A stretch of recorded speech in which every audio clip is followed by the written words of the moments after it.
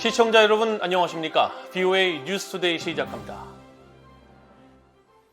인권 문제를 다루는 유엔 총회 제3위원회가 18년 연속으로 북한의 인권 상황을 규탄하는 북한 인권 결의안을 채택했습니다.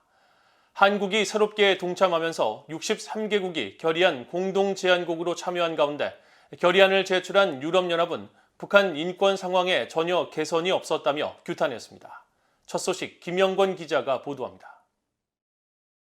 뉴욕 유엔 본부에서 진행 중인 제77차 유엔 총회에서 제3위원회는 회의를 열고 유럽연합 EU가 제출한 북한 인권 결의안을 표결 없이 합의로 채택했습니다.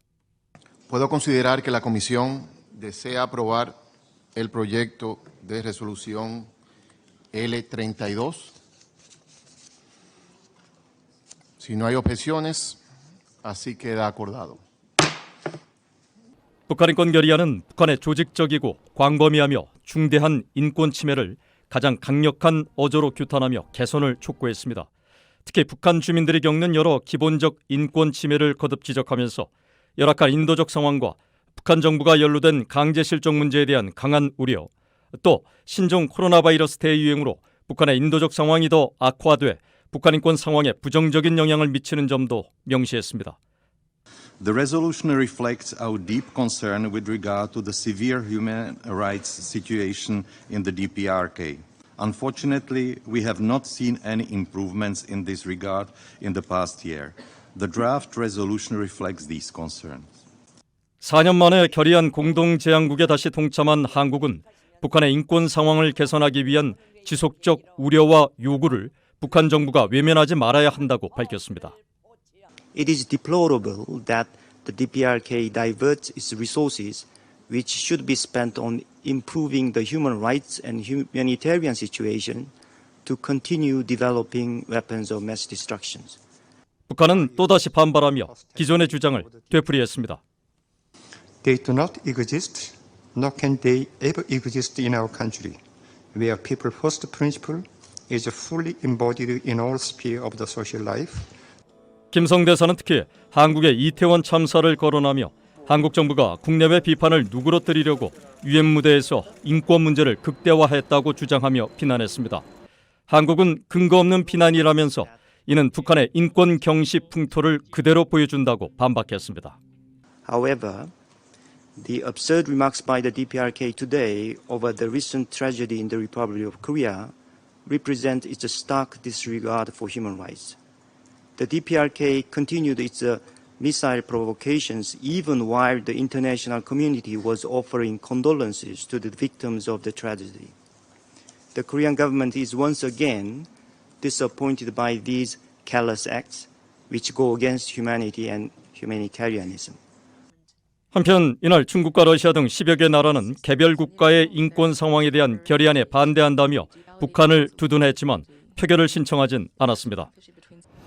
미국, 한국 등이 공동 제안국에 동참한 가운데 제3위원회를 통과한 북한 인권 결의안은 다음 달 유엔 총회 본회의에 상정돼 최종 채택되며 특별한 사안이 없는 한 지난 2005년 이후 18년 연속 결의안이 채택될 것으로 보입니다. VOA 뉴스 김영권입니다. 북한의 7차 핵실험 가능 장소로 지목되는 함경북도 길주군 풍계리 핵실험장이 여전히 핵실험을 지원할 준비가 된 상태이며 특히 3번 갱도 주변에서 활동 징후가 계속 포착되고 있다고 국제원자력기구 IAEA가 밝혔습니다.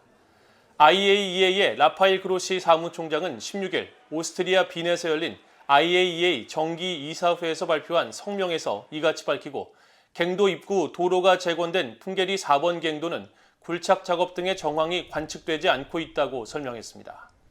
이어 영변 핵단지에서는 지난 9월 이후에도 활동이 이루어지고 있다면서 특히 5메가와트 원자로와 원심 분리기 농축 시설이 가동 중인 정황이 있었고 9월 말과 10월 초에는 실험용 경수로 냉각 시스템을 실험하는 징후가 목격됐다고 전했습니다. 그로시 사무총장은 그러면서 북한 핵 프로그램의 지속은 명백한 유엔 안보리 결의 위반으로 매우 유감이라며 특히 핵실험장 개방은 큰 문제로 추가 핵실험은 심각한 우려를 일으킬 것이라고 비판했습니다. 최근 미국과 한국 정상이 주요 20개국 G20 정상회담을 계기로 시진핑 중국 국가주석과 잇따라 회담하며 북한 문제에 대한 중국의 역할을 촉구한 가운데 15일 한국과 중국의 북핵 수석 대표가 화상 협의를 통해 한반도 정세에 대한 견해를 교환하고 양국 간 소통을 이어가기로 했습니다. 김건 한국 외교부 한반도 평화교섭본부장은 이 자리에서 북한이 도발을 중단하고 비핵화 대화로 나설 수 있도록 중국 측에 적극적인 역할을 당부했으며 특히 북한이 도발의 수위를 한층 높이고 7차 핵실험까지 감행할 수 있는 상황에서 북한에 엄정한 메시지를 발신할 필요가 있다고 강조했다고 한국 외교부가 밝혔습니다. 또 중국 외교부는 16일 보도자료를 통해 양측이 화상협의를 하면서 관련국들이 한반도 문제의 핵심을 직시하고 서로의 우려 사안과 특히 북한의 정당한 우려를 균형 있게 해결하기 위해 노력해야 한다고 강조했다고 밝혔습니다. 또 류 샤오밍 대표는 관련국들이 정치적 합의에 계속 전념하고 한반도의 전반적인 안정을 유지하며 긴장 고조의 악순환을 방지할 것을 희망한다고 말했다고 설명했습니다. 미국 국무부는 북한 문제 해결과 관련해 중국과 관여할 것이라면서 문제 해결을 위한 중국의 책임을 강조했습니다. 국무부는 또 북한이 탈취한 암호화폐로 대량 살상 무기를 개발하고 있다면서 각국 정부는 물론 민간 전문가들과 함께 효과적인 대응 방안을 모색할 것이라고 밝혔습니다. 조은정 기자가 보도합니다. 미국 국무부의 베단트 파텔 수석 부대변인은 정례 브리핑에서 지난 14일 열린 미중 정상회담에서 조 바이든 대통령이 시진핑 중국 국가주석에게 북한을 억제하는 데 더욱 적극 나설 것을 촉구한 사실을 상기시키면서 바이든 대통령은 북한의 도발적인 행동에 우려를 표하고 중국 등 국제사회의 모든 국가들이 북한이 책임 있는 행동을 하도록 격려하는 데 이해관계가 있다는 점을 강조했다고 밝혔습니다. And the PRC has a responsibility to make clear to the DPRK that Pyongyang should not engage in unlawful and destabilizing nuclear or ballistic missile tests. President Biden raised that directly. 파텔 수석 부대변인은 또 미국은 북한의 불법 탄도미사일과 대량 살상 무기 WMD 역량 진전을 제한해야 한다고 믿고 있으며 목표는 한반도의 완전한 비핵화라면서 미국의 기존 입장을 거듭 강조했습니다. 이런 가운데 국무부는 한국 외교부와 17일 서울에서 공동 주최하는 북한의 암호화폐 탈취 대응 심포지엄의 중요성을 강조했습니다. 국무부 대변인은 16일 VOA에 이번 심포지엄의 목표는 암호화폐 거래소와 다른 가상자산 사업자의 자금을 훔치는 북한의 사이버 활동에 대해 정부와 민간 부문 관계자들이 취할 수 있는 방안을 논의하는 것이라고 밝혔습니다. 그러면서 북한은 유엔 안보리가 금지한 탄도미사일과 대량 살상 무기 프로그램 개발을 지원하기 위해 이러한 자금을 훔치고 있다면서 북한의 불법 사이버 활동과 무기 개발이 직접 연계돼 있음을 지적했습니다. 국무부 대변인은 또 12개국 이상의 정부 당국자와 암호화폐 거래소, 블록체인 기업의 민간 전문가들이 참석하는 이번 행사에서 북한의 사이버 위협과 각국 정부가 취할 규제 조치, 탈취 시도를 차단하기 위해 민간 기업들이 취할 조치를 발표할 것이라고 말했습니다.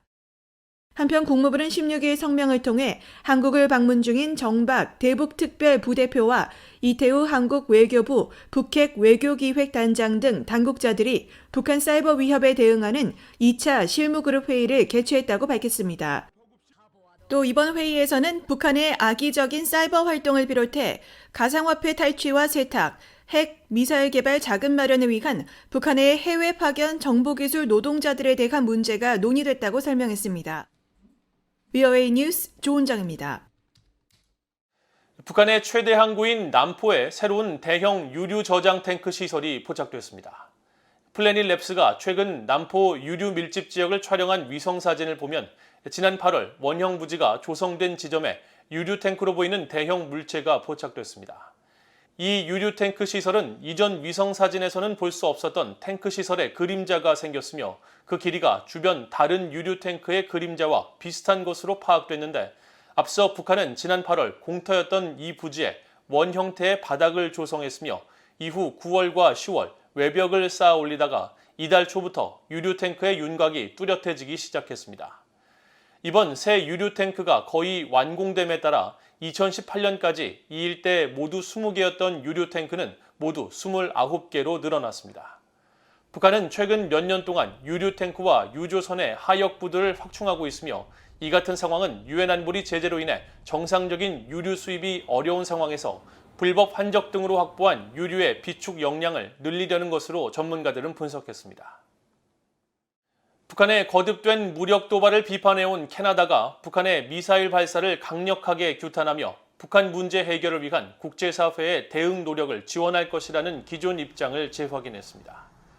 캐나다 외교부 대변인은 16일 캐나다의 대북 비판을 정치적 도발이라고 주장하며 미국 추종자 노릇을 하고 있다고 말한 북한 외무성의 비난에 대한 VOA의 논평 요청에 민간인의 생명을 위협하는 북한의 끔찍한 행동은 영내와 국제안보를 더욱 불안정하게 하고 평화에 도움이 되지 않는다면서 이같이 말했습니다.